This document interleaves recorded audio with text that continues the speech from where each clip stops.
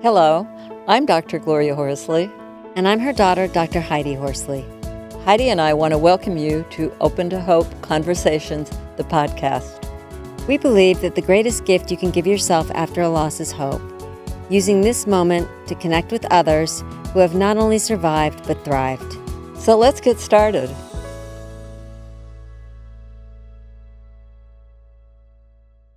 Welcome to the Open to Hope Show. I'm your host, Dr. Gloria Horsley, with my daughter and co-host, Dr. Heidi Horsley.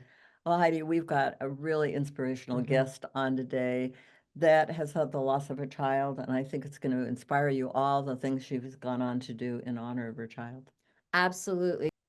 We are going to be talking today with Tara Storch about building awareness after loss. And if you want to go in and Google Tara Storch, you are going to see so many moving and touching video about her story and what has gone on since her daughter's death.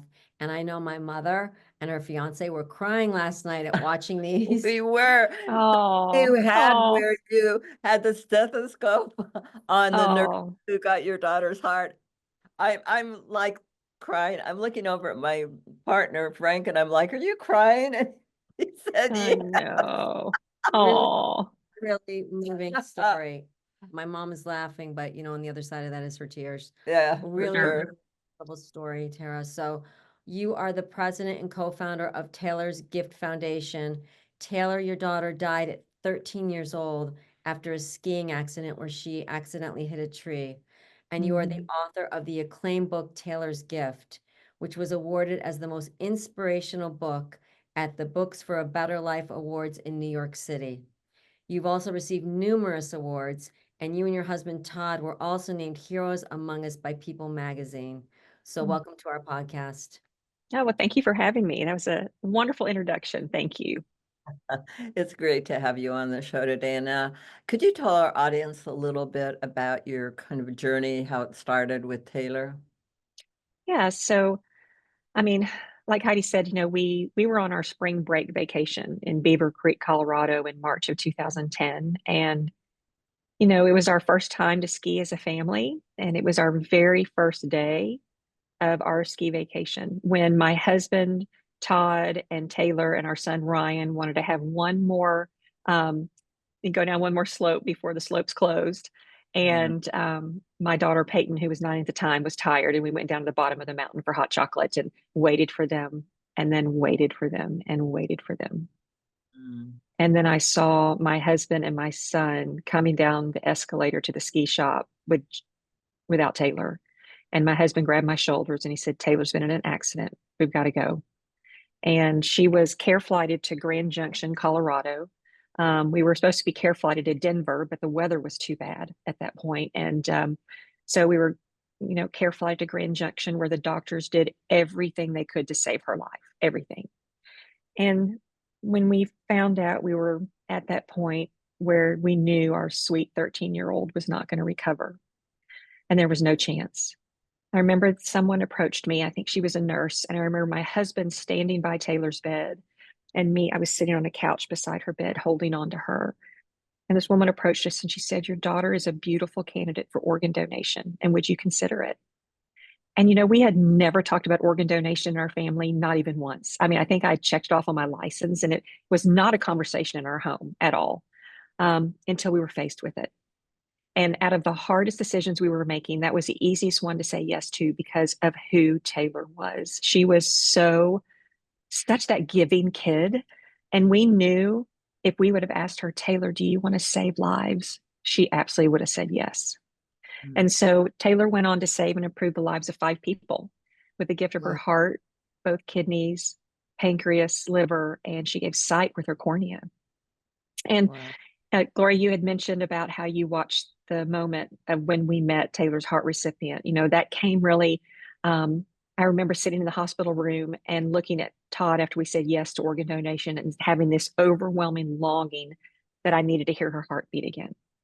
And I didn't know how that was going to happen. But we were very blessed to meet her recipient. And that story hit Good Morning America, like you saw.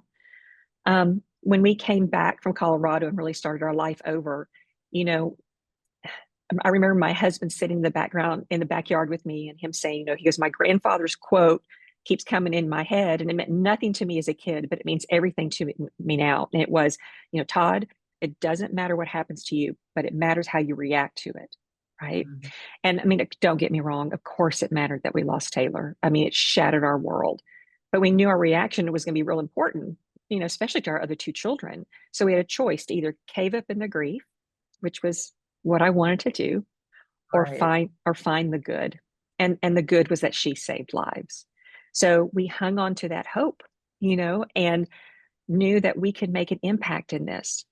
So we started Taylor's Gift Foundation really quickly, really with the engine to share the importance of organ donation. And we quickly learned that organ donation is not an easy topic, because when people think of donation, they think of death, but it is all about life, is what it's about. And so we wanted to change that conversation. So we created the phrase outlive yourself. How do you want to outlive yourself to leave a lasting difference in the lives of others? And that really took off. And we had some great partners join us, like OPI created a Taylor blue color of nail polish that went all over, and Nike partnered with us and created Outlive Yourself socks. And so we had a lot of wonderful partners. You said you started right away with We event. did. We did. My husband love- just had this like, let's go. We're going to make a difference right now. He and I, if you read our book, you'll see we grieved very differently, which, he wanted to be around Taylor's friends all the time. I couldn't do that. I wanted to be in bed. We were on different grief paths, and we met with another couple that was 10 years ahead of us. And I remember sitting down with them, and they weren't a donor family, meaning that a donor family is a family that has given the gift of life to others through their loved one. And they weren't a donor family, but they had lost a child 10 years before us. And I remember sitting down with them, first of all, thinking, how have you made it 10 years? That was my initial thought. Right. But also looking at them as hope. Like, she has a smile on her face right now. She's dressed, and has makeup on right now, which I just couldn't even do. Right. And so they gave us a small piece of advice that really was so simple. And they said, you have to give each other the grace to grieve the way that they need to grieve. And we realized we weren't doing that. I was frustrated with Todd because he wanted to be around Taylor's friends all the time. And he was kind of on this purposeful path. And I was in bed all the time, and he couldn't understand that. So once we started giving each other that grace, which was such an easy thing, and we had a strong marriage, we just were not doing that. And it really changed everything for us that going forward. How has it been for your children, and what has been unique with their own loss? Yeah, I mean, it was a lot. I mean, Ryan was 11, Peyton was 9. The big difference is that Ryan was with Taylor and Todd when it happened on the slopes. And so he saw everything, so he was dealing not only with grief, he was dealing with trauma. Right. And then Peyton didn't see it, but she, as 9, went on vacation with a big sister and came home without one, and through the years, they've kind of gone like this, right? Up and down, up and down. And, we really just kind of had to figure out to love them where they were. For example, Todd and I were seeing a counselor, and it was helping us as best as they could. And so we thought that would be a good fit for our kids too. And it just wasn't at the time. It just wasn't, so we became who they leaned on and who they connected with. And, so it was just really loved them where they are. And they've both grown up to be just incredible, empathetic, compassionate adults that can sit with others who are doing hard things and going through hard things. You see that. I mean, Yeah. people have been like all of us through great loss and adversity. We have post-traumatic growth, and we can handle great adversity and be there for and show up for others in big ways because we've been in the darkest moments of our lives, ourselves. That's right. You're also making a really good point about grief. It doesn't come in nice, neat stages. It comes, and developmentally, sometimes we're in different places in our lives, and I'm sure they miss their sister for different reasons, and you miss your daughter for different reasons as we, age, etc. Right. I Right. like found a way to honor Tara. I think that's a big message out there for everybody. I mean, we can honor the people that died in various ways and figure out how are we going to honor this person? I mean, Right. awareness for, organ donation, which is phenomenal. Really, Well, and our mission has really been, changed in the sense that, just like you said, you kind of step into, like you are, to help others because of your experience, right? And our experience, when everything happened to us, we were looking for resources for those who understood what it was like to be a donor family, and we couldn't find it because the grief is different in the sense you've got the grief from the sudden loss because organ and tissue donation comes out of an accident or a tragedy. It just does. Combined with this silver lining that your loved one saved others, right? So it's this mix of like grief and gratefulness, and it's just different and unique. And so we were searching for that and we couldn't find that. So that's what really sparked us to create our Taylor's Gift Grief Support Program. And, currently we've helped families in 42 states and DC and growing. And I mean, it's really, we're filling a big gap in the nation with this grief service. So, and it's a now beautiful way to give back. what does that look like, the grief service? What are you doing?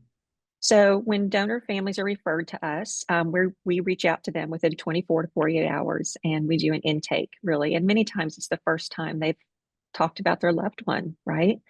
And offer our services. And our services really are twofold. And it doesn't mean they can do one or the other, they can do both. We offer one-on-one support. It's peer support through our caring guides, is what we call them. And then we also have loss specific support groups. So if you've lost a child, there's a group for you. There's a lost a spouse, there's a group for you. And these are all donor families. So they've all experienced this same path of organ donation. And we offer this entirely free. The one-on-one support is free for an entire year for this family. And then the one-on-one, group support, is endless. I mean, they can be for years if they'd like.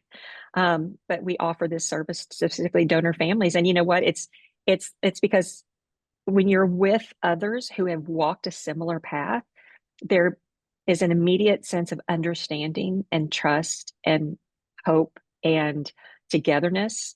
And that can be life affirming, really, as you're going through something. I was thinking of some of the commonalities. A lot of these are sudden deaths and accidents, right? They all are, yes, because it's a donor family. Right. So you've got that sudden death aspect, Right. That's interesting. Yeah. And the traumatic piece. I mean, it's so weird to have, like, I'm thinking of my own brother and cousin. They were both 17 and died together. They're in the prime of their lives. They're totally healthy, like your daughter. Right. And the next second, they're dead. It's just a very odd thing, and it's just very jarring. So I love the idea of coming together with other people that have been through, like you said, that traumatic piece too. Yeah, absolutely. Now, how do you, is there a registry that you know who these people are? How do you know how to get in touch with people?